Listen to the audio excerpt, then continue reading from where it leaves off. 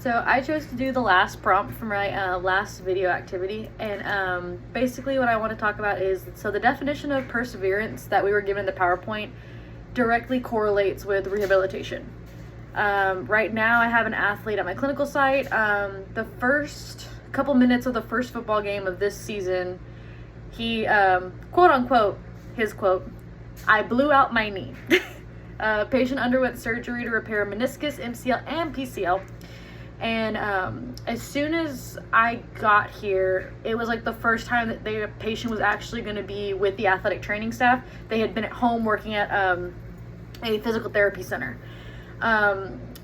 Physical therapy center, when we got him, the patient did not have a quad at all. Patient really wasn't doing any prehab because they got him in like immediately after it happened. There was no build up for that at all. And one of the first conversations I had with that person was like, this process is going to be difficult.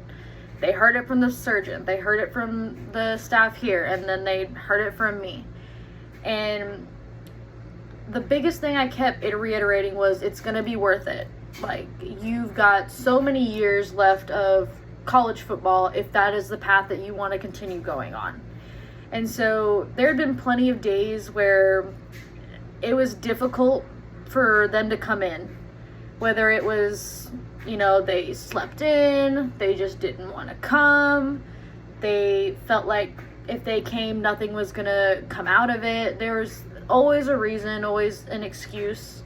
And I felt that it was most important to sit with that athlete and talk about that. So that's exactly what we did. There are some days that the rehab was a lot easier on them just so they could get that connection. We could talk about it.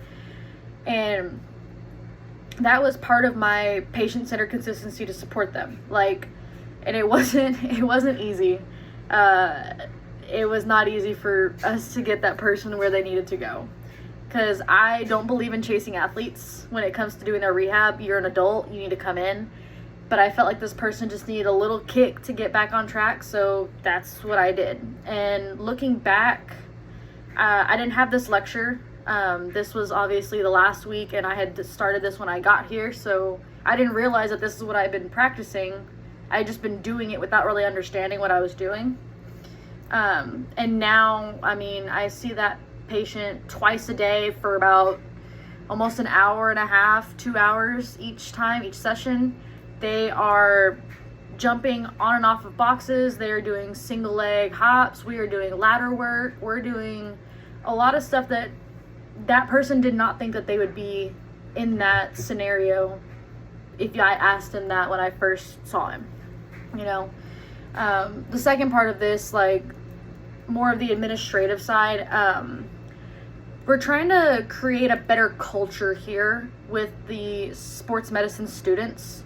EMCC has a sports medicine program, and Fred does a really great job of trying to get these students that do want to go into athletic training, getting them in at, Southern Miss, Alabama and Mobile, any of those programs, and it's a great resource. So we've really been trying to create a better culture here, and using Madeline and I, as well as Fred, to kind of mentor them and lead them into the path that they want to go into.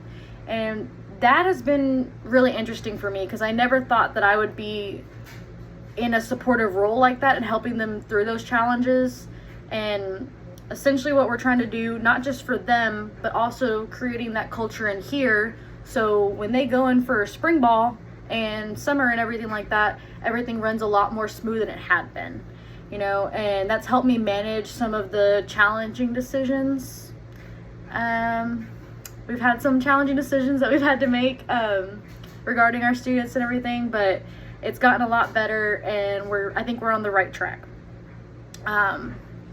And biggest thing with perseverance that I found, and we have talked about it multiple times, and it's always in the back of my head, but it never really clicked until I had the patients that I've had here.